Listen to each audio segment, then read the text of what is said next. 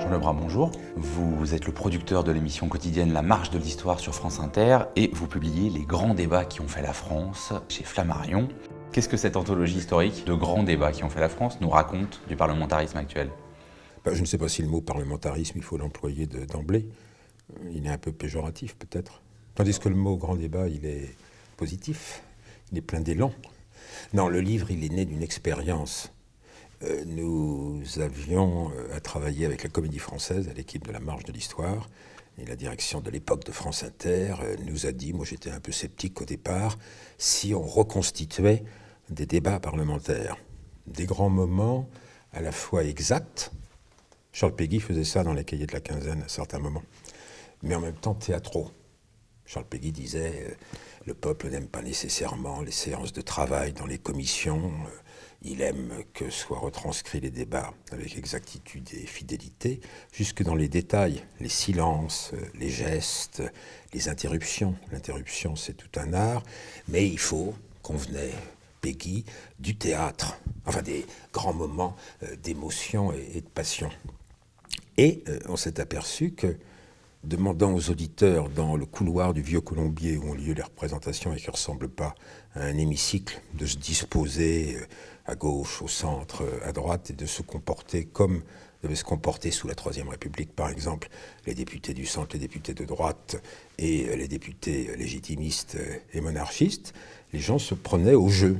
Et les auditeurs avaient tout de suite un comportement de parlementaire. Et ça nous a donné l'idée de faire une anthologie où on donnait sa place, en effet, au théâtre, à l'émotion, à l'art oratoire, à la rhétorique, j'allais dire au verbe, parce qu'au commencement en politique est peut-être le verbe. Et alors, 2 siècles de ce verbe dans l'Assemblée, vous constatez quoi? Un affaiblissement de ce verbe? Au contraire, une certaine stabilité? C'est vrai qu'à partir du moment où les débats sont devenus plus techniques, Christiane Taubira dit qu'il y a une dictature du langage technique qui réduit l'art oratoire, les possibilités que réserve l'échange de paroles au Parlement se sont comme restreintes. Et chaque fois qu'on reconstitue, j'aime pas le mot reconstituer non plus, chaque fois qu'on ravive un débat parlementaire de la 4e, voire de la 5e République, on constate que l'émoustillement est moindre, la curiosité plus faible. Donc il y a très certainement un affaiblissement et de la rhétorique oratoire et de la parole. Il y a comme un rétrécissement, le vocabulaire se technicise, mais c'est aussi normal puisque les enjeux de la démocratie parlementaire sont de plus en plus techniques. Et est-ce que ce discrédit général de la parole politique vous semble lié aux acteurs eux-mêmes qui se concentreraient sur les petites phrases ou les éléments de langage, ou à d'autres facteurs?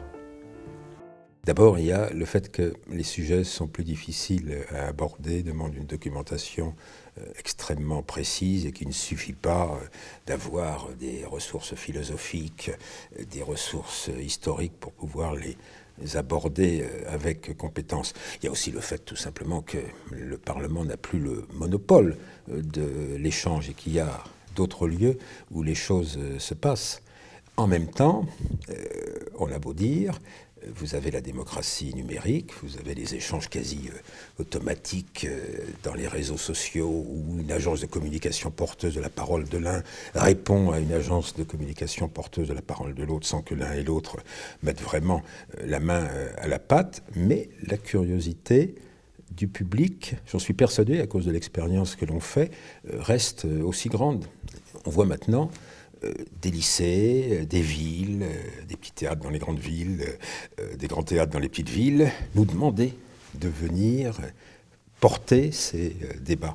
Et les comédiens français, alors je ne sais pas si c'est parce qu'ils sont contents de voir la force de la scène et du théâtre ou parce qu'ils ont une curiosité de citoyens, sont heureux de monter bientôt une tournée à partir de ces grands débats. Et est-ce que l'Assemblée vous semble, à partir de ce parcours où vous avez ravivé 2 siècles de grands débats, encore un lieu où les positions politiques peuvent se déplacer en fonction des arguments ou de l'émotion? Alors ça, c'est une question judicieuse, parce que c'est vrai que depuis les années 1910, les positions partisanes, peu à peu, se sont figées au Parlement. Avant, les députés étaient porteurs de leurs paroles. Je crois que ce sont les socialistes, d'ailleurs, qui, les premiers, Jean Jaurès essayant de fédérer les chapelles, avec beaucoup de difficultés à se faire entendre de beaucoup de groupes différents et minuscules de la SFIO naissante, ont mis au point et imposé aux autres le système du groupe parlementaire, le système du boîtier. C'est-à-dire qu'au bout de la travée, il y a celui qui vote à la place des autres quand ils sont absents. En même temps, on pourrait dire que sur un certain nombre de sujets nouveaux, je veux dire les sujets bioéthiques, les sujets liés à la médecine, les sujets liés aux évaluations scientifiques et techniques, le Parlement reprend un rôle nouveau et les députés ont de nouveau une certaine liberté de parole. Les débats les plus spectaculaires de la Ve République, et dont on voit bien quand on les reconstitue devant le public de France Inter, fonctionnent le mieux, émeuvent le plus, excitent la curiosité, sont les débats autour de l'avortement, Simone Veil, autour du mariage pour tous aujourd'hui. Et là, les parlementaires, quand ils y participent, ils peuvent mettre en avant leur expérience personnelle et dire ce sont des sujets si intimes qui nécessitent un engagement si personnel que les partis ne peuvent pas nous dicter leur voix. Pourquoi écrivez-vous que cette anthologie pourrait ressembler à un tombeau, même si ce n'est pas votre désir? Le tombeau, c'est quelque chose de noble, c'est un hommage en marbre. En même temps, moi, ce que je dis avec Isor Pisani-Ferry, qui a restitué les débats et fouillé dans les archives des deux assemblées, parce qu'il y a un petit peu de débats sénatoriaux, c'est qu'on ne fait pas de mieux. Pour l'instant, on n'a pas trouvé une meilleure solution que le parlementarisme. J'attire votre attention, par exemple à Mediapart, où on est persuadé que dès qu'on tient un bout de pouvoir législatif ou exécutif, on est menacé par la non-représentativité et par la corruption, sur le fait que les moments d'antiparlementarisme n'ont jamais réussi dans l'histoire française à faire système. Alors il y a eu les empires, bon, mais ils sont tombés. Et il y a eu ce que Capitan appelait les bas empires dans la République, c'est-à-dire les moments où le Parlement était vilipendé. Boulanger, très peu de temps après que le socle de la République avait été établi par les lois dites Jules Ferry, les années 30, le planisme, les groupes dits non-conformistes et qui disaient qu'il faut se passer du Parlement, il faut aller plus vite dans la modernisation technique, et puis la fin de la 4e République où est saisie une sorte de panique, où le Parlement est saisi d'une sorte de panique. Et ces moments d'antiparlementarisme, ça ne réussit jamais à faire système. Paul Ricoeur dit que le mal ne fait pas système et qu'il n'y a que ce qui assure un certain progrès moral ou social qui réussit à provoquer une sédimentation.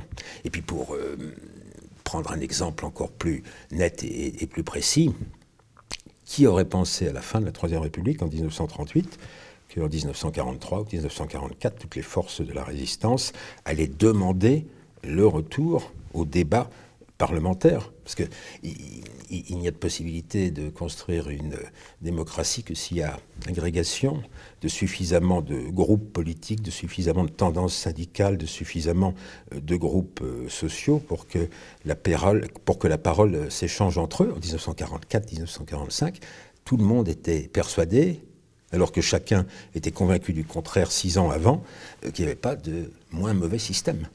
Voilà, c'est l'historien lucide en vous qui parle, mais celui qui se projetterait vers l'avenir pourrait aussi dire que, vu l'épuisement du système représentatif, il faut se concentrer peut-être non pas sur les grands débats dans les assemblées représentatives, mais sur les nouvelles formes de démocratie.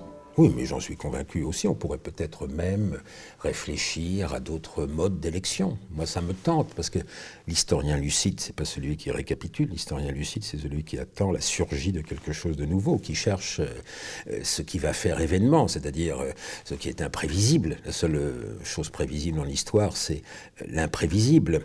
Et moi, je suis tenté, oui, par d'autres modes d'élection que ceux qu'on connaît. D'abord, on nous explique que les élections, ça coûte trop cher, que son temps est fini. Vous avez vu, on supprime les élections prud'homales parce qu'il n'y a pas assez de participants et puis parce que c'est trop cher à organiser. On est en train de nous expliquer qu'il ne va plus avoir besoin non plus d'envoyer des circulaires électorales pour les élections communales, territoriales ou nationales parce que c'est trop coûteux. Alors, je veux bien, mais on peut aussi, en effet, imaginer d'autres types d'élections que ceux qui sont actuellement en place.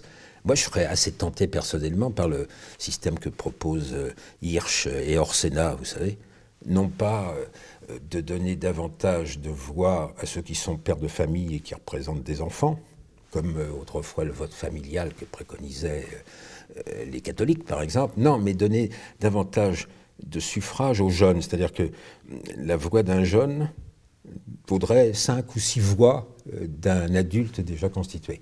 En même temps, je me dis, c'était quand même beau le principe 1 égale 1. L'illettré égale le PDG, le professeur au Collège de France, égale le journaliste, pour prendre des positions extrêmes. Alors il faut quand même toucher à ça avec infiniment de précaution. Alors on peut aussi imaginer une réforme constitutionnelle, parce que chacun met ça maintenant sur la table. Les radicaux de gauche vous disent il faut faire un septennat non renouvelable. Jean-Luc Mélenchon donne l'impression de vouloir revenir au parlementarisme tel qu'il existait justement en 1946, au début de la 4e République. D'autres vous disent qu'il faut plus de Premier ministre. Moi, je suis quand même à la fois séduit par ces propositions, mais inquiet, parce que est-ce qu'il faut ajouter des ruines au champ de ruines où nous sommes déjà pour qu'il ne reste plus pierre sur pierre ?